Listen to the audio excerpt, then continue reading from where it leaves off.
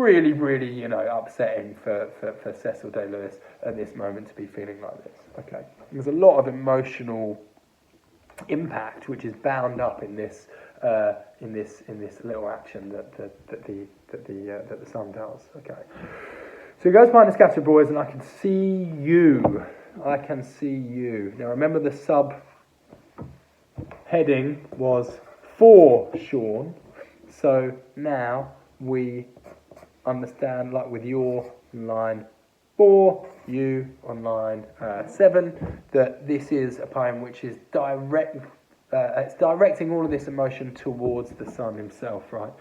You walking away from me towards the school with the pathos of a half-fledged thing set free into a wilderness, the gait of one who finds no path where the path should be.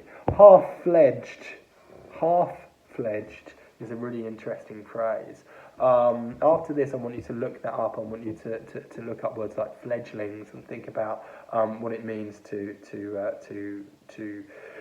be ready to fly, right? Literally, not metaphorically, but to be ready to fly away from the nest, right? But it's not fully fledged, which would be the phrase. It's half-fledged. Okay, set free into a wilderness, the gait of one who finds no path. The gait is the way that he's walking, who finds no path where the path should be.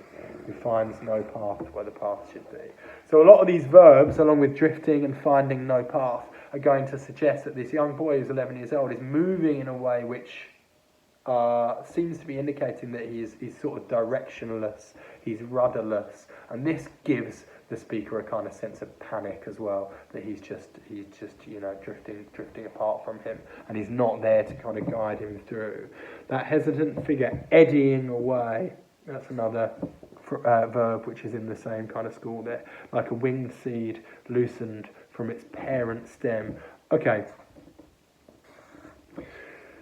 You know this one? I don't know if anyone has even mentioned this in like 25 years, but when I was at primary school, I remember that we used to get these helicopter seeds, right? There were trees on the way to school, and I'd be watching them, and they'd come down, and they'd spin like that, and they'd float away. I don't know what happens to them. I haven't seen them in years, right? But I'm sure that you know what I'm talking about.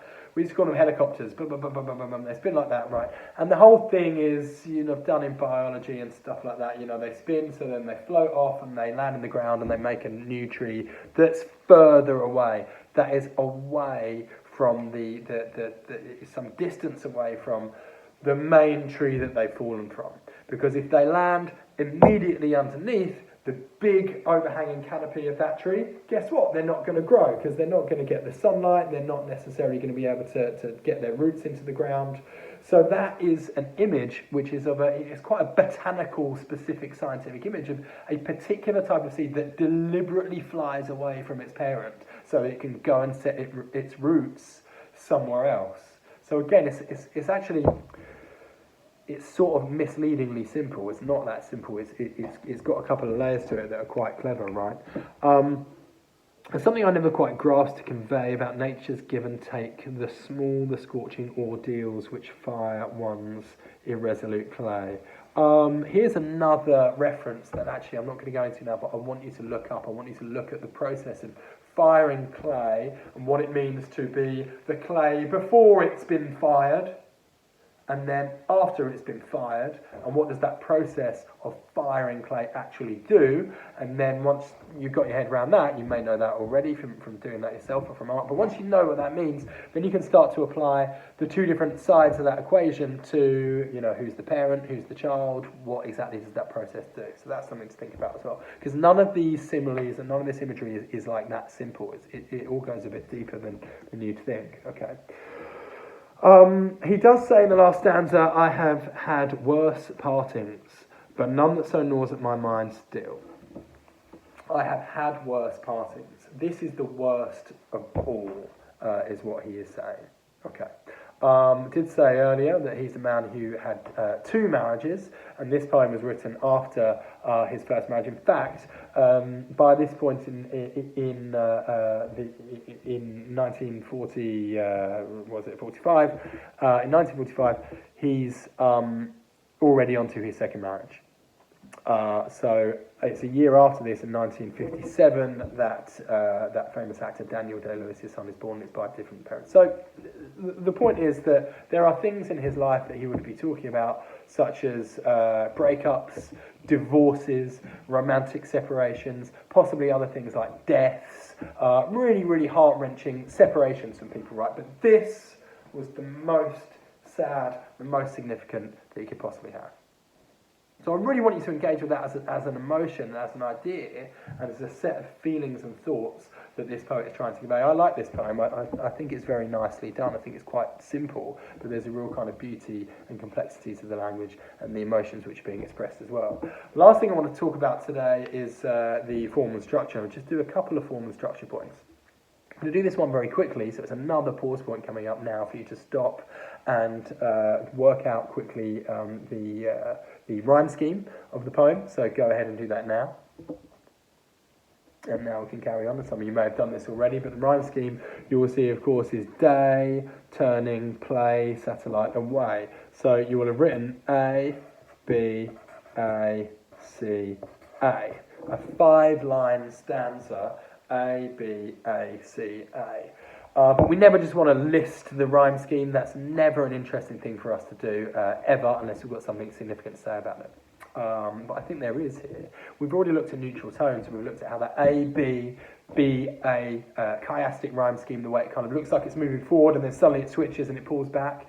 And I think because this poem here, it's not got the same rhyme scheme, but it is a poem which is about separation. It's about wanting to kind of have a connection. And I think it's interesting that it starts with the A, and then the next line, the rhyme goes off and does something different. It returns to the A, and then the next line is doing something different. It returns to the A again, and I feel like you've got this sort of push and pull, which is echoing the pulling away, the drifting away of the son from the father, while the father is in this poem is quite still. The father's quite stationary. The father doesn't follow after and run after the student shouting or anything like that. He's just kind of there. So there is a bit of tension within the rhyme scheme, which is about starting at the A, ending up back at the A, but in the middle not being able to kind of keep quite your hooks on, keep a handle on what's going on exactly. And the other thing to say about this as well is we've got 4 stanzas, keeps it quite nice and neat, nothing too challenging there. We've got stanzas of 5 lines in each. And I do feel that the main thing that achieves is the overall tone, the emotional kind of weight that this poem is going for, is for it to be quite downbeat, quite sad, quite somber, quite meditative, and that's been achieved by this 5-line stanza because we talked about this a lot before, but if you've got sets of 5, you're breaking up the impulse or the tendency to get into a kind of rhythmic bounciness which we normally associate with 4. So if you've got sets of 4, that sounds quite rhythmic, quite bouncy, and as a result that sounds like quite upbeat. But this sounds quite downbeat because as you read through it, it sort of languishes a little bit longer on each stanza, 1 line longer than you expect it to. So it feels quite slow, quite downbeat, and quite thoughtful.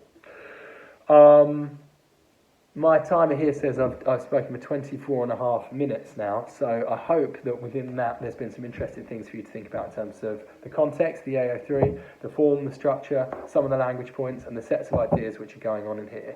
There is also an accompanying document which will have some questions which I now want you to turn to, ideally to write this by hand with a pen in your books, and that's because I want you to keep up the handwriting practice, because that's how you're going to do your exams at the end of the day.